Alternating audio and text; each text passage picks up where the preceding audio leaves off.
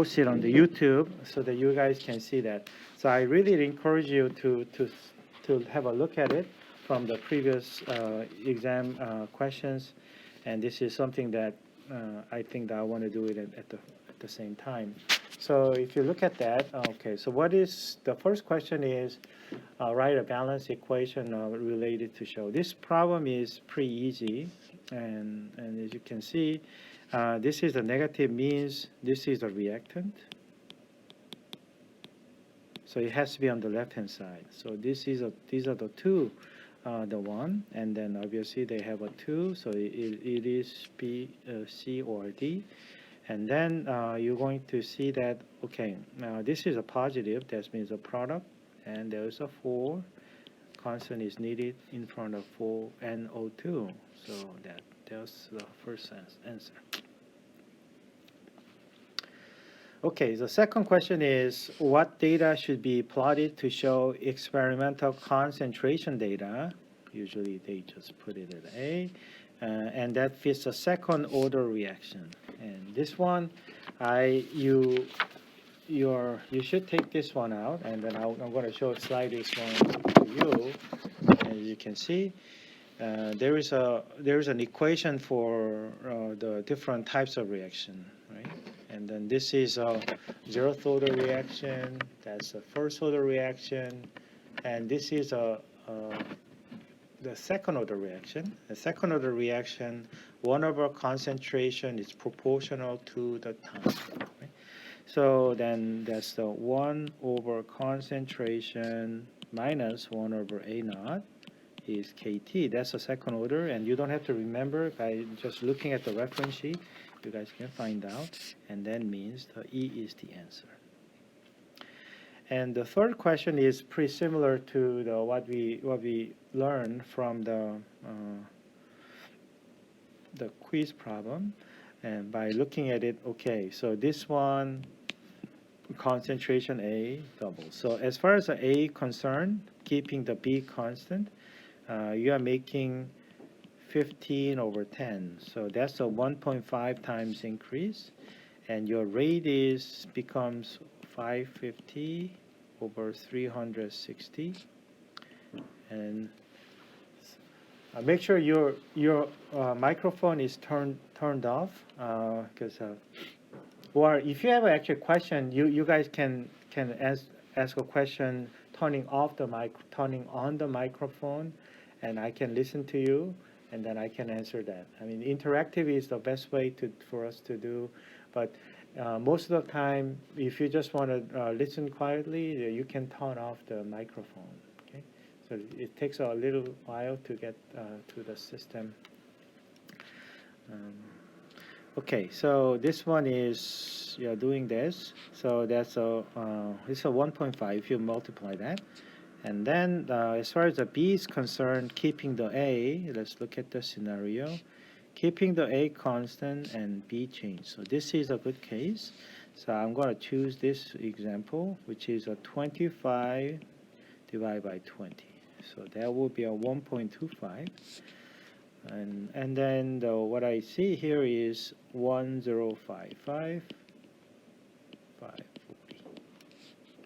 So that means 1.95. So I just need to figure out it is not 1.25. So what about 1.25 to the square?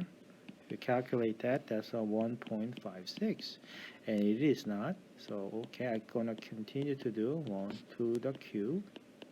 That's a 1.95. So I find my answer. Here is a to the cube. So B to the cube and A to the just a linear. And that's why the answer is D here.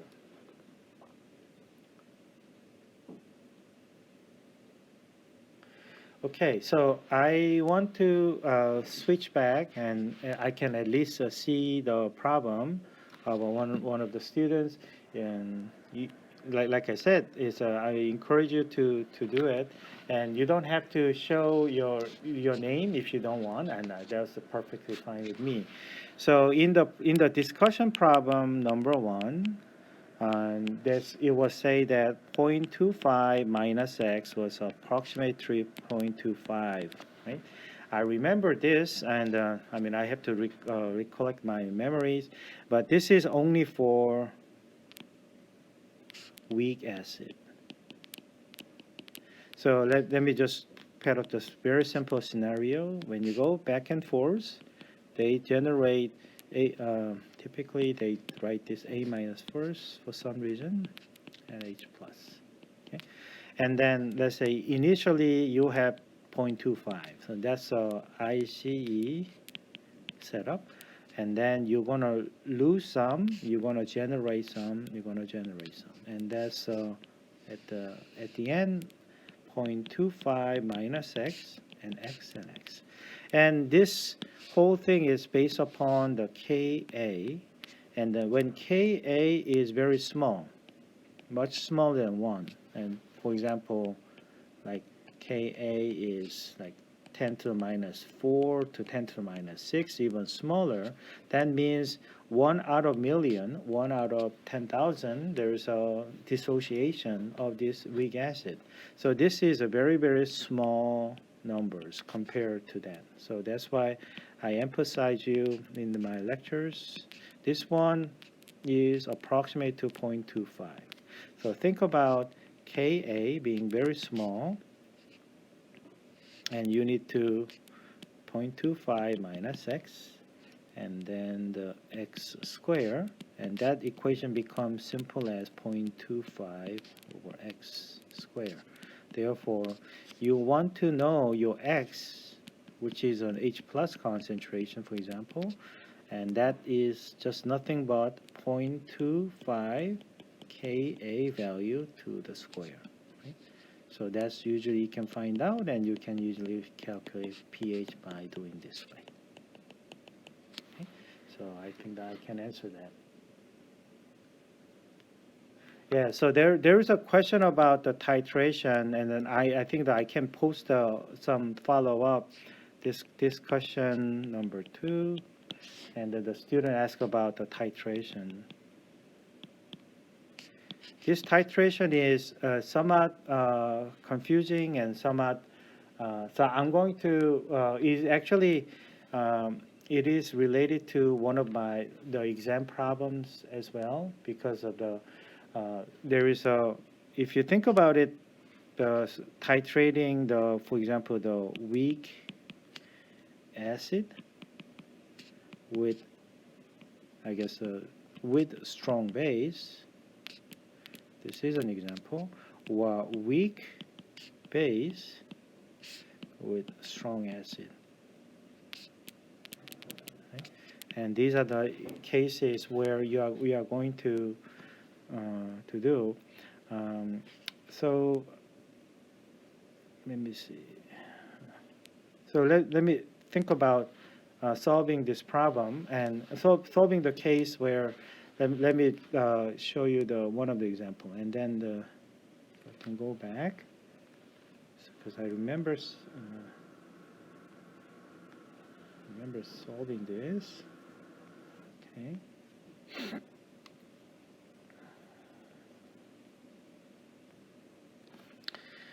Okay, so this is a problem number 20, and then this is they are asking that when weak base is titrated with HA, right? So in this cases, what you are going to do is you have a weak base, let's say minus A minus, and then you are going to titrate it by adding HCl, and you are going to generate HA. So by doing so, so you're adding your compound, and then this is your pH. So in the beginning it's low, and then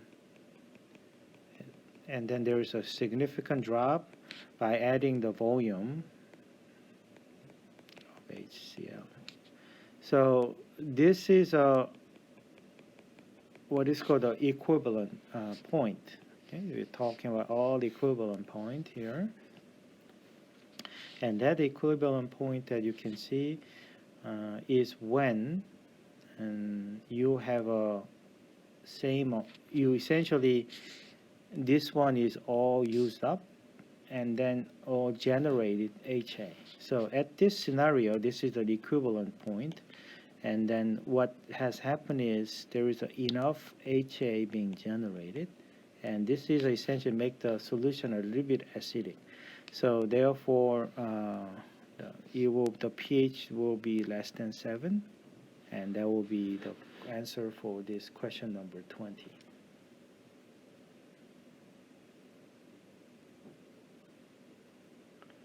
Okay, so let me go back. There is a. Can you please explain why when HA is bigger than HA minus, when pH is smaller than pKa? Let me go back to the note. Okay, so this question is when HA is bigger than H minus, then the pH is bigger than pKa. And this is do you remember this? Let me pull it up, this one. Okay. I'm going to show you this. Things. It looks like you guys are watching this. So when you look at that, this is what I call in my previous lectures. It's called the buffer pH equation. So where is it? Yeah, here is a buffer pH equation, right? So here is a buffer pH equation. So you don't have to remember that. I'm going to just write it down. The buffer pH equation. This is a buffer pH equation, which is pH is pKa plus log A minus HA. So this one essentially give you the answer for the student who has a question about this. So when HA is bigger than H minus, so that means HA over A minus over HA concentration, this is smaller than 1, right?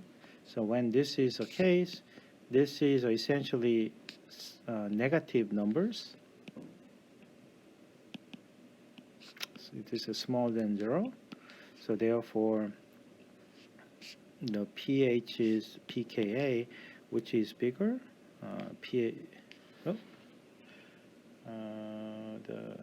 When this is the case, A minus is big. Oh, H is bigger than A minus. Yeah, so it's less than 1, so it's a negative. So because of that, it is a negative. So let's say the pKa is 3.0, and this is, let's say, minus 0.1. This is a 2.9. Okay. So therefore, this is a case, I believe this one should be the other way around.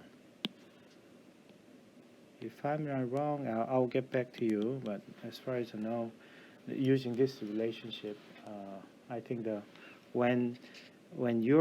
it is essentially mixtures when your concentration is big enough, then you have an exact relationship based on this Hassel buffer equation.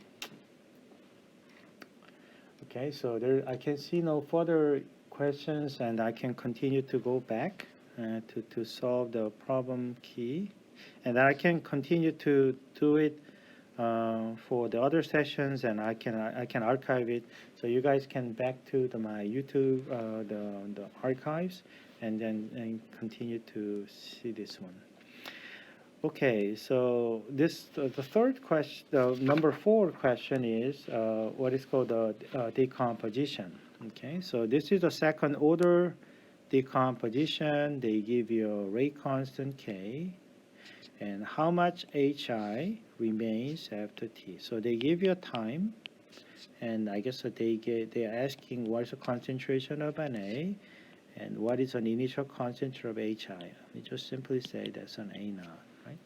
The A naught is 4.78, and this is second order. Okay, so then what do you do? Let me do this. The second order means, let me do the second order. This is a second order equation, right? So that's this writing on the paper, just writing this. So this is a second order equation is showing up here. So I am going to just write it as 1, okay, so 1 over A minus 1 over A naught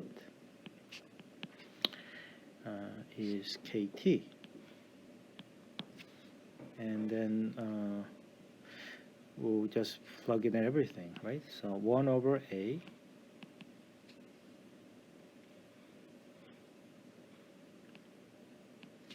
I'm going to put that in.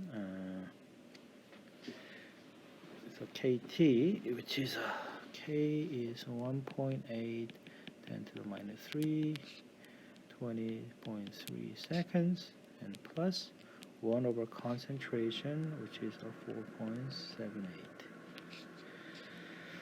And this will give me the 0.2583 molar inverse. Okay. If you can mute your camera, you guys can do that.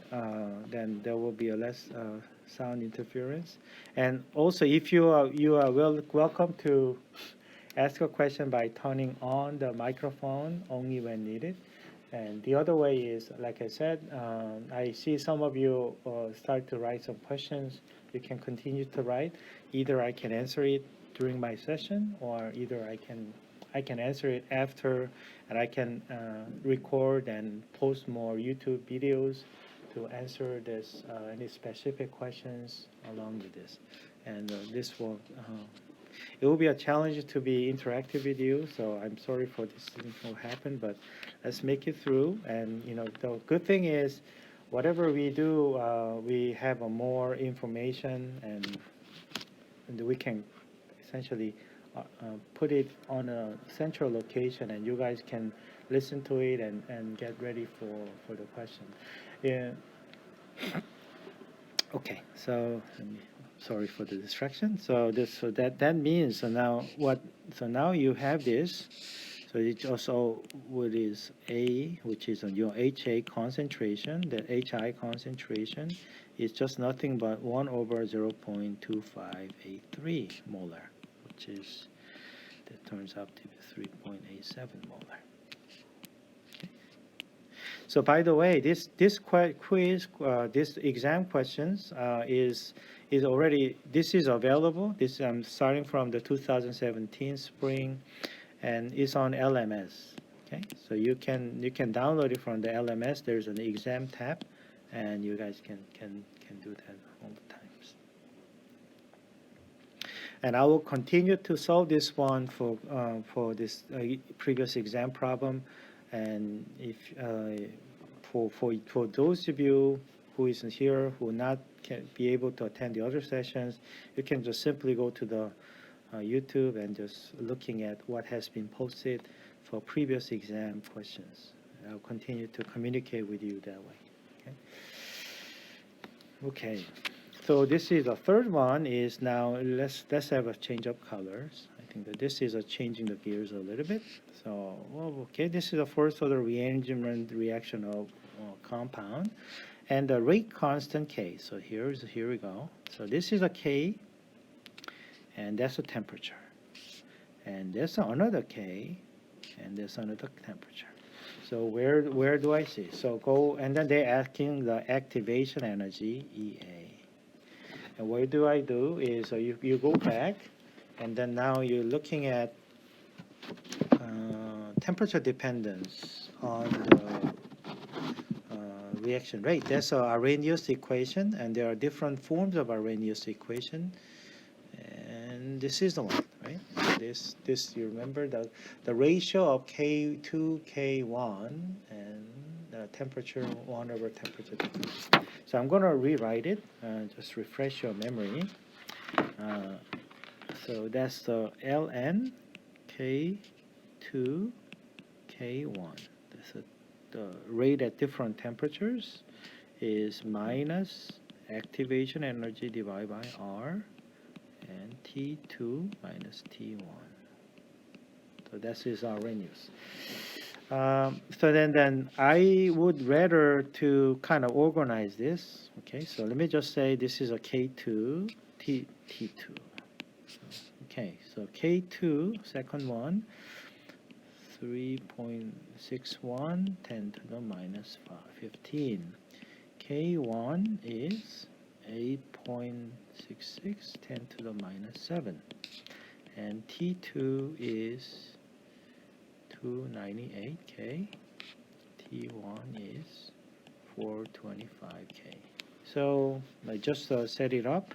So natural log 3.61, 10 to the minus 15, 8.66, 10 to the minus 17, minus 7 is minus 8.314 EA and 298 minus 425. Right? So now this left hand side is minus 19.30, 8.314 EA. Left hand side is 0.00100027. So therefore EA is about 160,000 joule per mole. And so that's the answer B shown up there. Okay, so that's the number 5 problem that I just showed. And then now going to the second problem, the activation energy. We are seeing this reaction activation energy. So this is once again, it is the same kinds of Arrhenius type, how essentially rate constant depending on time, right? As a function of time. This is a question, and they find out essentially the essence of Arrhenius equation is ln K versus 1 over temperature. So these are something that is kind of related to each other. So activation energy is found to be, and then don't be tricked by this, EA is 38,000 joule, right? That's the number, not 38. You're going to use a rate constant K is that temperature. What's the rate constant K at the other one? So it's a redundant question from the what is shown up before, right? Previously we used that. This time they actually calculate what would be okay for a new temperature. So I will choose this one to be my T2, and that's my K2 that I want to know. And the one that I know is, let's say, K1 and T2. So then the ln K2 over K1 is minus activation energy 38,000, 8.314. And then what is your new temperature? T2, which is T2 is 436. T1 is 249. Okay. So I had set up, and then instead of solving the K2, I will focus on actually calculating the ratio of this value. That's actually a little easier to handle at the moment. So if you calculate whole variable here, and that says 7.873. So 7.873. So therefore, the ratio K2 over K1 is exponential 7.873. That's a 2625. So K2 is K1, which is given here, 1.6, 10 to the second. Then 2625, and you will get 420,000, right? And then it has the same unit as this one before, So just to complete my answers, that's what it is. But it's important here is the number, so the answer is D. I think continue the same problem, number 7, force order decay. So the clue is force order decay problem, and then once again, let's go to the reference sheet, and then the first order. This is, if you look at that, this is a half-life for the first order here. So this is a first order equation. If you plug the concentration half, and that's a half-life, and this becomes the half-life for this. Particularly, this is only for the first order reaction for that. So I'm going to copy down. Half-life is ln2 over k. Wow, my ln2 looks very funny. Okay, so ln2 over k, and they say half-life is 3.823 days, right? So, well, how many grams of radon remains after so many days? So they give you a T, and they give you initial concentration. So this is more like initial concentration, and they're asking what is your final concentration. So hold everything, the relationship between everything, the first order decay issue is, if you look at the rearrangement of first order reaction, there will be something looks like that. And it's a matter for you to find out what will be the K value here. So K value can be found from here, so we can just plug that in. So K is ln2 divided by 3.823. Okay, so that means 0.1813 day. So D is a day. So that's the number. So I'm going to plug that in. So what's the question is what's the concentration? In the beginning, you have a 250.0 grams and exponential to 0.1813, and the time is how many days? 7.22. Right. If you do that, you will get 67.5 grams, because it started with a gram and ended up gram. Okay, it's a pretty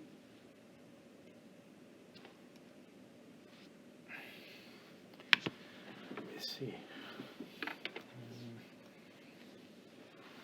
Okay.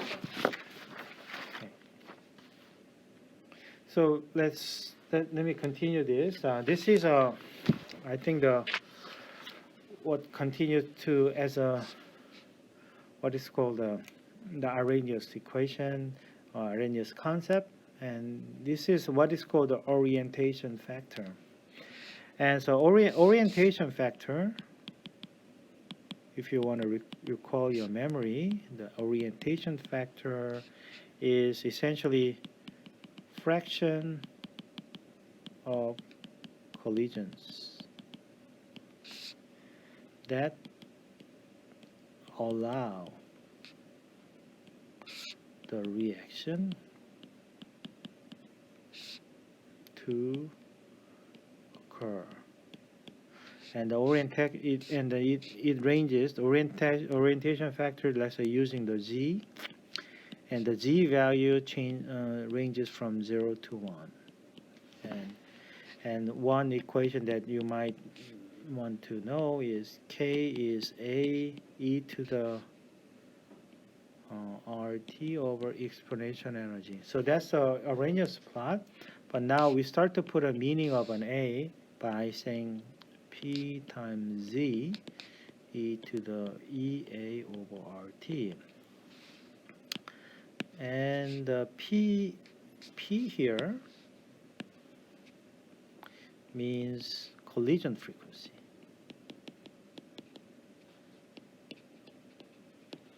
And Z is an orientation factor. And Z is close to 1 if it's essentially things are spherical compound. And Z is smaller than 1, and there's some kind of anisotropic material compound has to react. So therefore, the highest orientation factor means which one has a Z value close to 1. That means a spherical, and we are looking at this compound, and so that's the answer. For any other reaction, you see an oxygen, so O2. So this is an oxygen being something looks like this, and then X2. I mean, it has an orientation. Every other molecule here has a bond. It has some kind of a shape, and they have to have a right orientation to have one. So which one allow? And because there's no orientation for these compounds, A is the answer for that.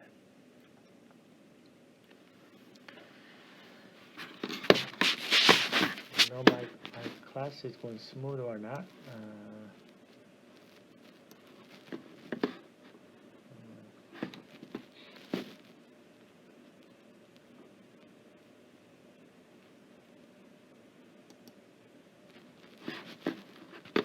Stop.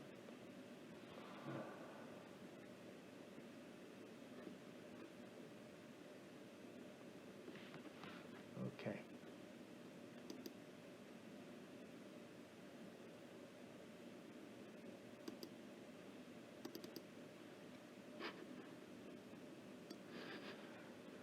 I will try to see your chat here. If you have any questions, let me know. But let me just ping your chat here.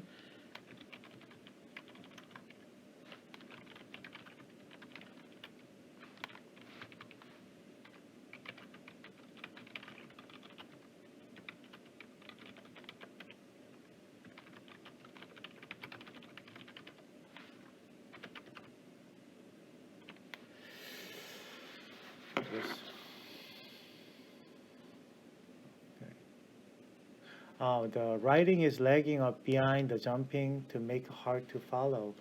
Okay. Yeah. Okay. So, but one thing that is good is what I do here is I'm using this as you let me blow it up. You guys can see this. So this one is really the one that I'm going to put it up to the YouTube video. So you can see my recording on this, and it will be much clearer voice. So you should have no issues. I think that what I'm doing now is I'm using this what is called document camera, and then there's so many things things are going on. But I think that you will have a very clear version on this. So sorry about the sound issues if there's any lagging. I will do my best to things are not getting clogged up. The best way is to see your question in advance, and then I can try to answer it. But we have a safety net by having this to be recorded, a screen recording it, so you guys can see that. Okay, so I have a little more time to go.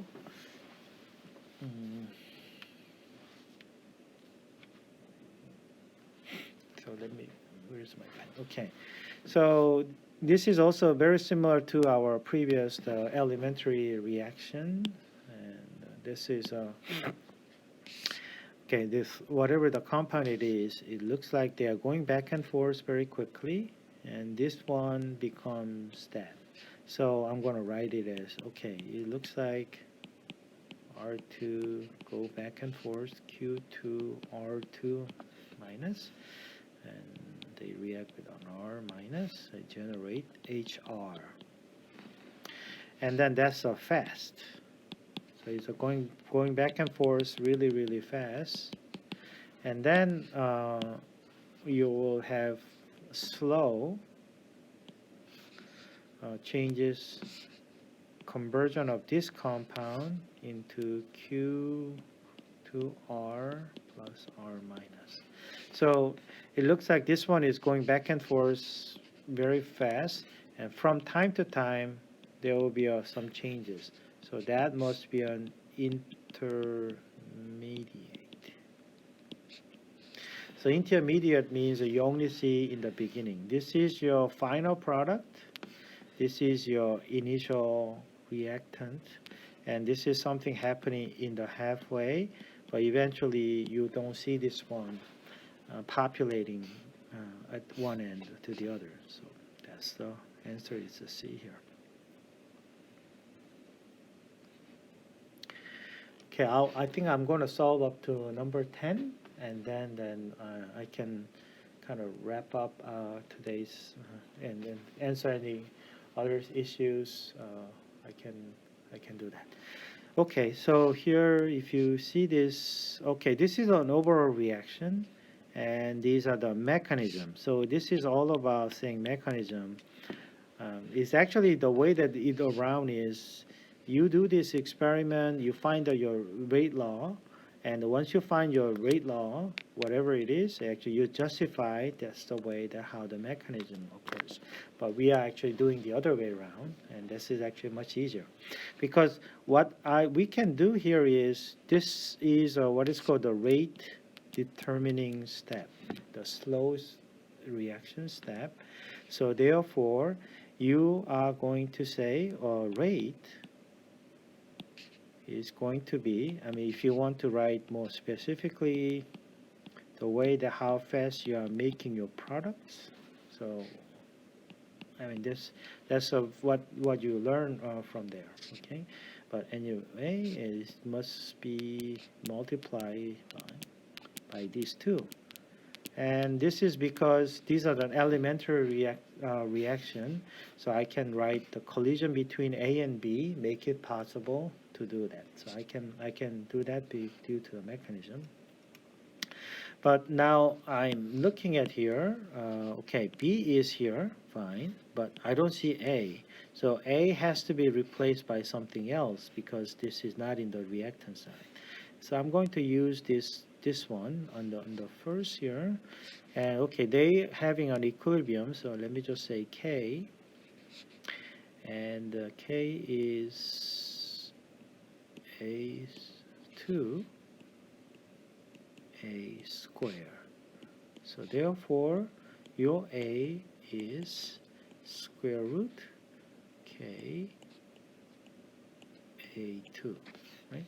And then I'm going to make the connection there, right? So therefore,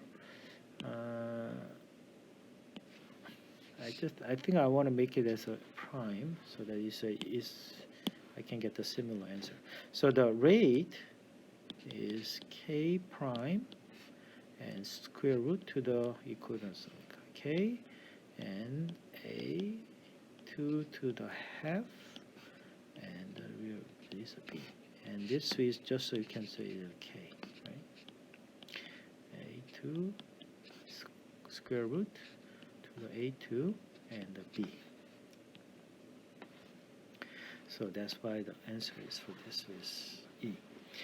Okay, I will continue to, so this will be the end, and then I will continue to solve the rest of the problem, previous one, as much as I can before your exam, and